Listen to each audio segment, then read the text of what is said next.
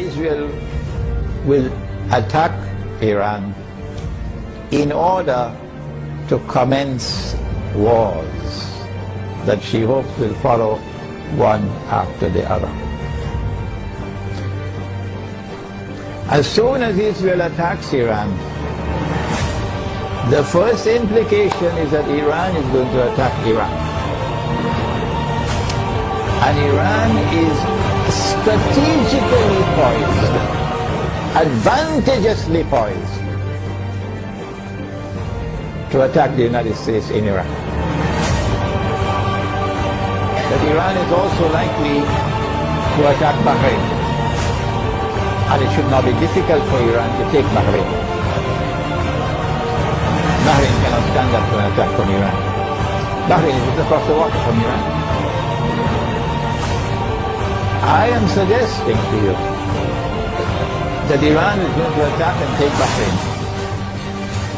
And even when Iran attacks and takes Bahrain, then there's a causeway between Bahrain and Saudi Arabia where you can drive back and forth. The road will be clear to Saudi Arabia. I am anticipating, and the Saudis probably already have their plans laid out very well, because they know what's going to happen. And Israel already knows what's going to happen. That they're then going to turn to the United States to invoke whatever secret agreements they have of defense. The United States has to intervene in Saudi Arabia to protect Saudi Arabia from an attack from Iran.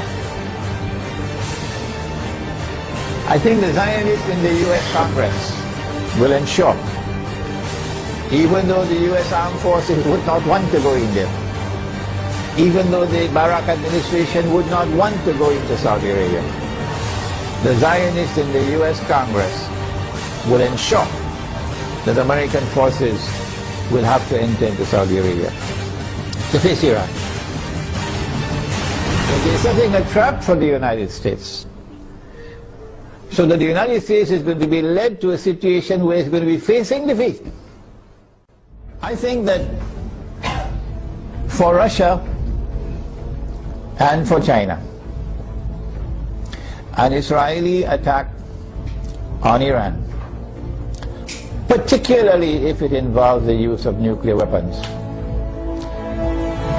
would be recognized as a threshold being crossed. And so long as you did not cross that threshold, Russia and China were prepared to go along and continue. In the Security Council of the United Nations, for example, cooperating and collaborating where possible in managing the affairs of the world. But once you cross that threshold, the implication for Russia and China is that you have crossed the point of no return. And that an attack on Iran is now going to inevitably lead to World War.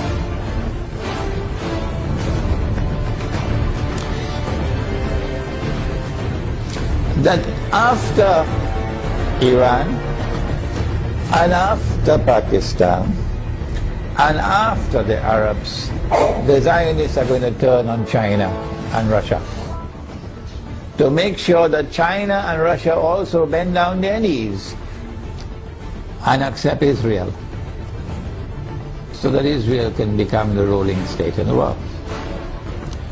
So Russia and China would know, today it's them, tomorrow it's us. And they're not going to wait until tomorrow to recognize that. The minute Iran is attacked, they will recognize that the threshold has been crossed and that we are now moving inevitably towards nuclear war. Russia and China acted strangely on Libya. You remember? When the vote came to the Security Council, they abstained, knowing full well that if they abstain, the resolution will be carried, and that is the end of Gaddafi and end of the Libyan government. Why did they do that? I felt that perhaps they knew what the plan was,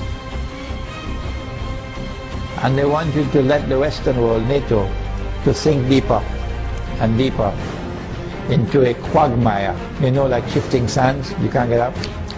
So eventually they will end up in the graveyard, and only then will Russia and China attack them. How are Russia and China responding to Syria at the moment? How will Russia and China respond to an attack on Iran and on Pakistan? My understanding is that Russia and China are going to be quite different in the way they have behaved so far in international affairs. Quite different once the attack on Iran takes place. And so we will be heading ultimately towards world war.